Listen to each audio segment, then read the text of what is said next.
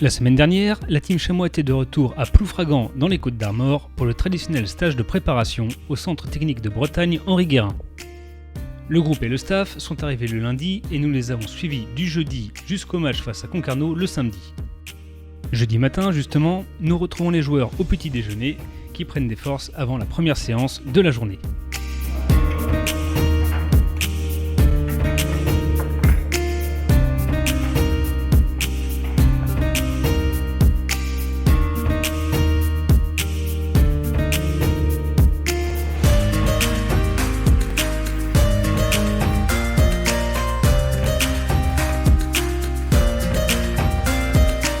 Thomas, c'est le bureau du médical là, c'est ça? C'est ça, ici on est dans le bureau kiné. C'est ici qu'on fait les bilans médicaux, qu'on voit les joueurs quand ils sont blessés. D'accord, donc il y a toi, il y a Jérémy Moulton aussi, prépa physique. C'est ça, et Romain Fort qui se charge de la réathlétisation. Ok, d'accord, bien.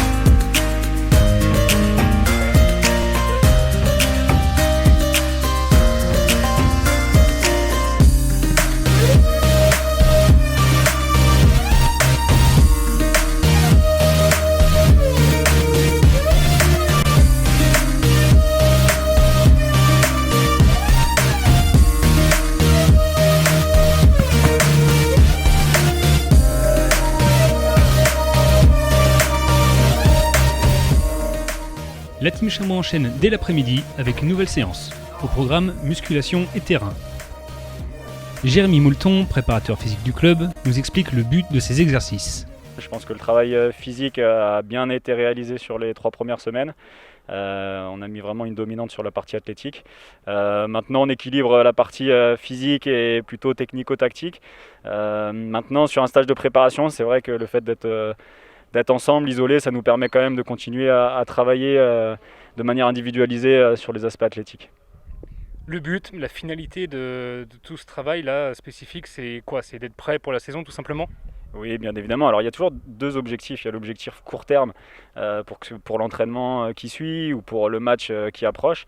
Et bien évidemment moyen et long terme, à savoir être performant tout au long de la saison. Donc qui dit performant dit également ne pas se blesser. Donc c'est un juste milieu entre prévention et performance qu'il faut maintenir du mieux possible. Et donc par rapport à une année, on va dire classique, le fait qu'il y ait eu le confinement, ce fameux épisode Covid, est-ce que ça change quelque chose dans la préparation?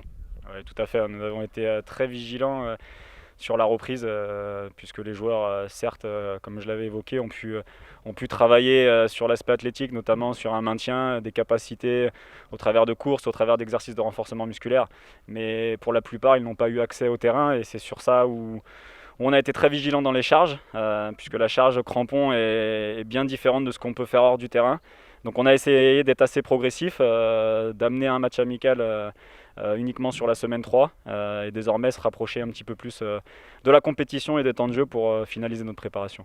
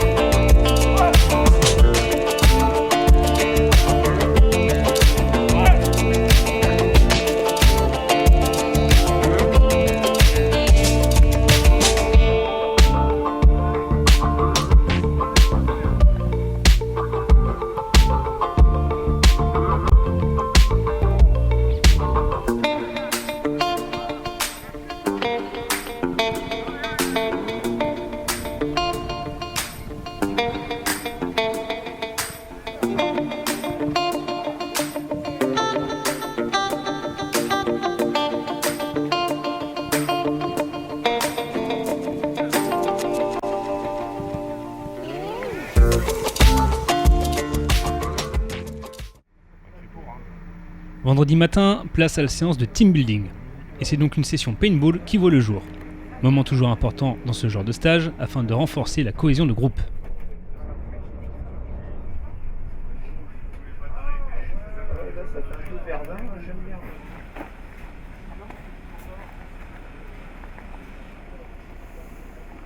Donc je sais pas si on vous a prévenu, vous allez faire un petit tournoi. 3 équipes, je pense qu'elles ont déjà été faites. Donc voilà. Donc ça fera partie des règles élémentaires. Vous êtes touché à genoux, vous attendez d'être réanimé pour repartir en jeu. C'est bon pour tout le monde? Vous aurez des couleurs de masques différents. Donc couleur rouge, couleur bleue. Ce qui veut dire que logiquement vous ne pouvez pas vous tromper au niveau de l'adversaire. Et qui est chef d'équipe? Yacine. C'est toi le capitaine d'équipe là, c'est Ah ça? non, non, C'est ça le capitaine. Ouais, c'est ça. D'accord, donc t'es le capitaine équipe staff et tout là. Et c'est quoi le nom de votre équipe? C'est secret. C'est un secret. Ah, on va savoir. T'as déjà fait du paintball? Non. Non, tu vas découvrir là? Ouais, je découvre là.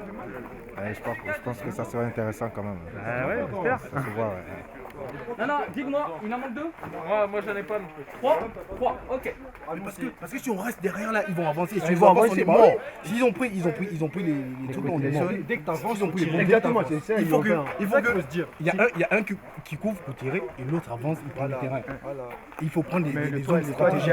Tu as vu comme le haut là, nous on est là. Mais si on reste derrière, ils vont venir vers nous. Et s'ils viennent.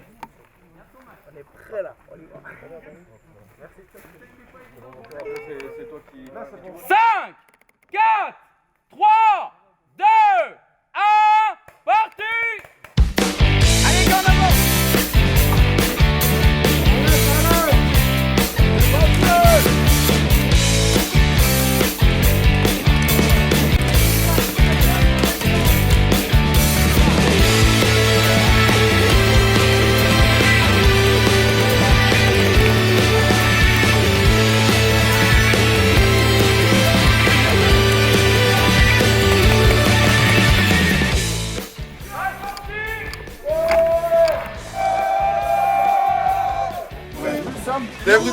C'était franchement compliqué. On avait plus de balles.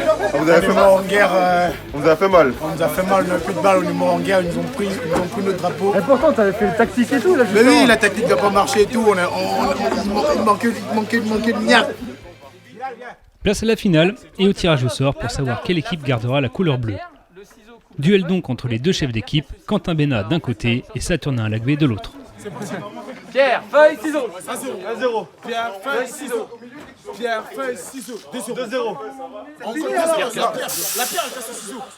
Pierre, feuille, ciseaux. 3-0. Ah non. Ah, 2-1. Pierre, feuille, ciseaux. 2-2. Ah! Allez, vite. Il est rentré dans ta tête, Bénard. Il est rentré dans ta tête, t'as perdu déjà. Yes! Voilà, on garde bleu! Regarde notre équipe, mon pote! Il a fait 6 ans pistolet! 3, 2, 1, parti!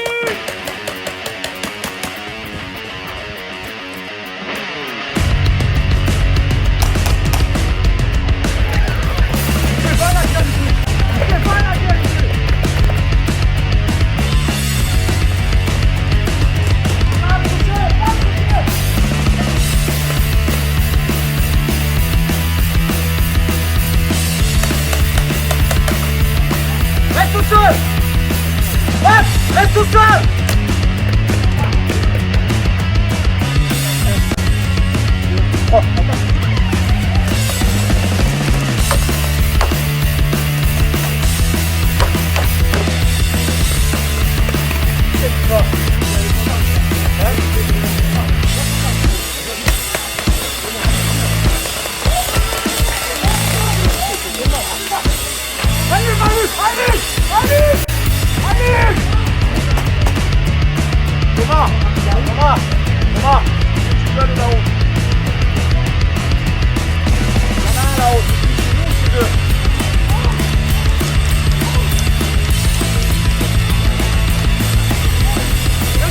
C'est bon! C'est parti! C'est parti! Victoire 0!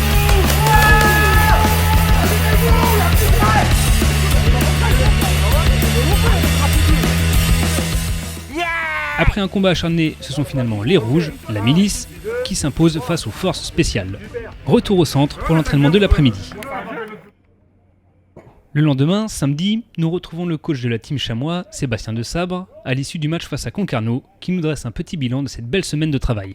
On retiendra que je pense qu'on a, voilà, en termes de cohésion d'équipe, moi j'ai pu découvrir les joueurs, vivre avec les joueurs c'est autre chose que de les avoir simplement sur des séances d'entraînement.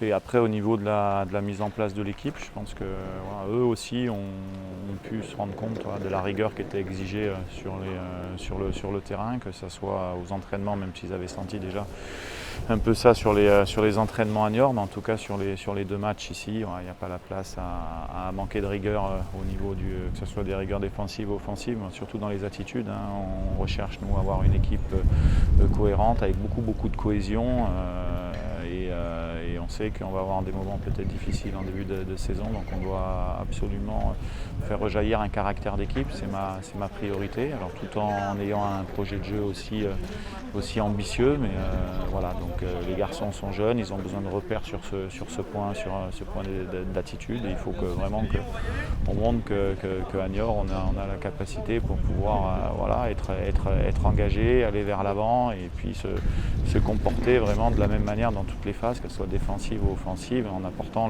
le meilleur de soi-même à l'équipe dans de bonnes attitudes. Non, sur le stage, c'était nécessaire. On s'aperçoit que ce soit pour nous, pour d'autres équipes collectives, alors il ne faut pas que ça soit trop court, il ne faut pas que ça soit trop long non plus. Je pense que celui-là, il a été bien dosé. On a pu nous mettre des installations vraiment de très bonne qualité qui ont pu permettre de se concentrer uniquement sur le travail. Donc non, c'est une satisfaction. Ça aurait été l'inverse, une déception, je l'aurais dit aussi. Mais là, aujourd'hui, je suis assez satisfait du rendement, on va dire, de l'équipe dans une manière de cohésion, de caractère d'équipe, d'assimilation du travail et des efforts. Et voilà, après il faut continuer parce qu'on sait que l'équilibre peut être aussi un peu fragile parce qu'on a des jeunes joueurs. Donc il faut être vraiment derrière pour qu'on sente qu'on installe des valeurs qui nous permettent en fait, de travailler tactiquement sur de bonnes bases.